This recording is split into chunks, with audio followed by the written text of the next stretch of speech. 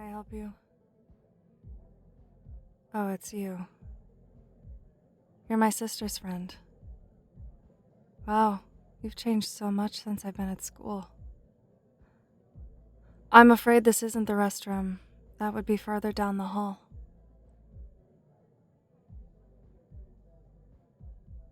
Oh, you knew it was my room? I see. You weren't expecting me to be here, were you? How many of these parties has my sister had since I went away to college that my room has become the spot people escape to because they know it's unoccupied? It boggles the mind. You're actually not the first one to pop in here tonight, to be honest. All these interruptions are not really conducive to the research paper writing fugue I'm trying to induce. Guess this is as good an excuse as any to stretch.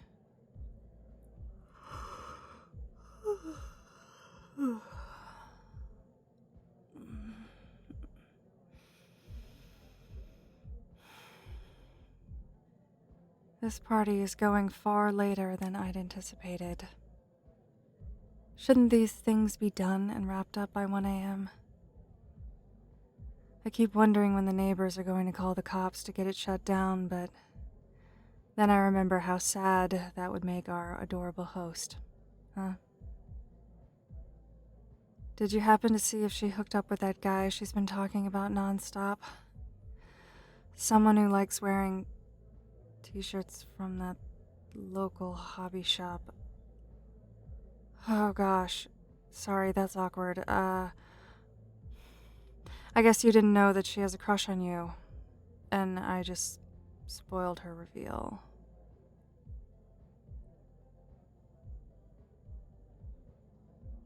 Oh, you do know? And that's why you came in here. To hide. From my sister.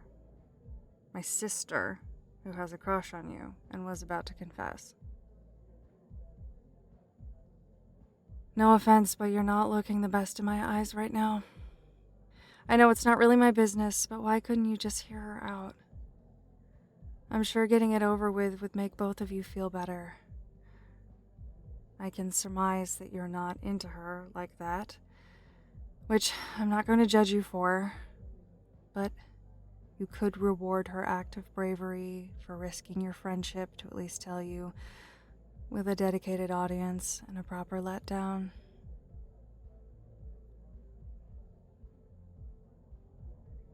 You just want a minute to prepare. Okay, I guess I can understand that. If I know my sister, she probably came to you all of a sudden, bright-eyed and bushy-tailed, and just started headlong into the conversation like an out-of-control train. She's certainly excitable like that. Can be a lot to handle. I love the girl a lot. But even I hide from her sometimes. It's a lot of enthusiasm to swallow. But, I assure you, she always means the best. There isn't a better person. Not anywhere. Even if she isn't your cup of tea. Oh, I'm not trying to push you to date her. That would not be my place. But I think she'll take it okay if you shoot her down. She's a tough cookie. Just keep that in mind when you get the courage to, leave my room. No. It's okay for you to be in here. It's not like you're one of those other strangers out there. We've known each other for years by now. You were the one at my fencing tournament, right? Yeah. That was really nice of you to come to that. I didn't think anyone would care what with my sister's volleyball game that day, too. It's totally fine for you to rest in here. I really did need a break anyway.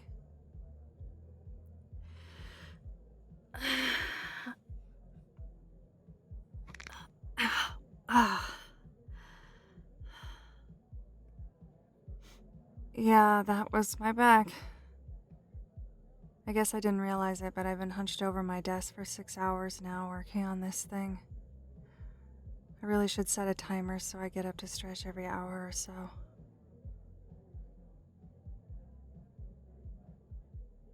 My paper?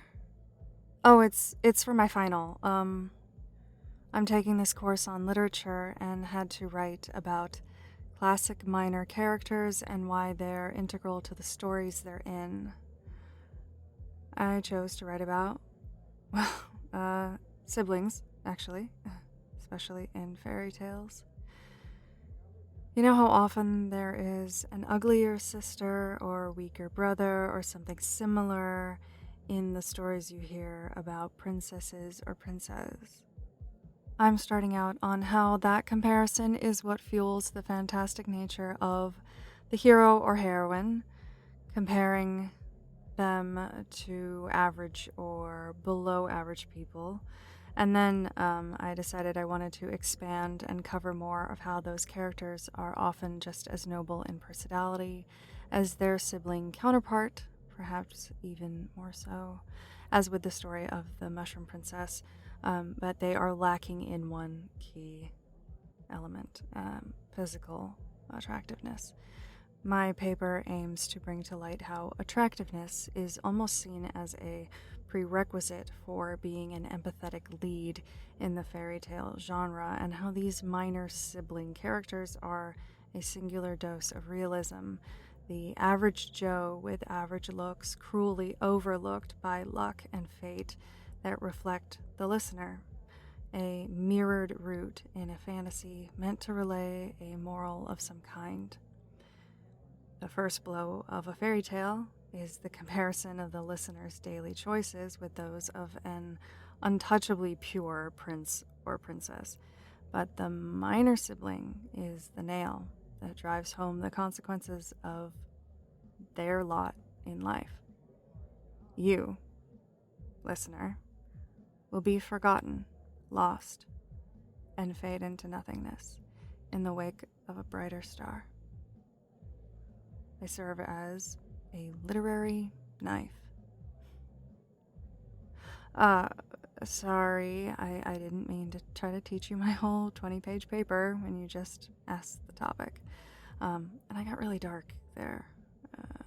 You are not going to fade into nothingness. It's just a criticism of the fairy tale genre, and more of a celebration of how fiction is today, where the underdog can get the girl no matter what they look like or how many dragons they've slain, in real life or in video games. I guess I'm just kind of passionate about the thesis I've come up with because, well, my sister is great. She's beautiful and fun. People really love her, though not apparently you. I'm kidding. Don't worry. I'm still not judging you. But you've seen me around enough to know that I'm not quite that. I have people who like me, and I'm thankful for that. But I have always felt kind of invisible by her side, even though I'm older.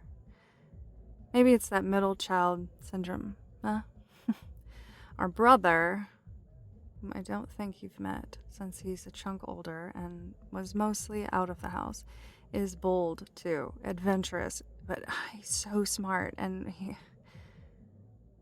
well, it seems like they both have the best of both worlds. And so I just get to feeling a bit like the prince and princess's minor sibling, even though I know real life doesn't work like that. I'm happy to work harder to accomplish the things that come easily to them. At the end of the day, I know I've earned it, and I won't fall short in comparison. That's why I have to rock this paper and keep my scholarship up. I'll get my pot of gold too. That was another weird tangent. I'm sorry.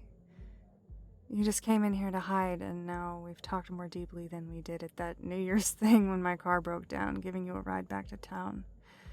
Do you want water or anything? I've got some study snacks in my desk, and my mini fridge isn't working, but there's still stuff in there. And... oh no. I hope that's not her asking if I know where you are. Let's see. Hey sis, hope your paper thingy is going well. I didn't get to confess to my guy, but guess what?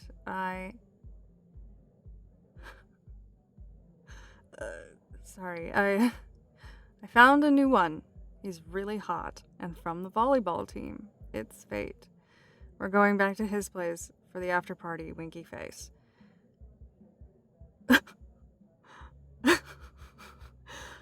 I'm sorry. That's just really, really awkward. I shouldn't have read that out loud. But I guess this is for the best. I hope you're feeling okay about it. She does have a habit of moving on quick, not normally this quickly, but, and, you know, I'm sure she could tell you weren't interested from how you ran away. Anyway, you're welcome to keep hiding in here if you want to get away from the noise. Or, we can keep talking if you want. Nice. Let's make this break as long as possible then. My hands are all kinds of cramped. You know, I'm actually kind of glad to know that she's not interested in you anymore. Why? Don't worry about it. It's my little secret. Wait, did she say she was leaving to go to that guy's place? But this is our house, and she's the host of the party. She better not think that I'm gonna... just a second. Please don't leave. I do want to chill with you. Please stay here. I'll be right back.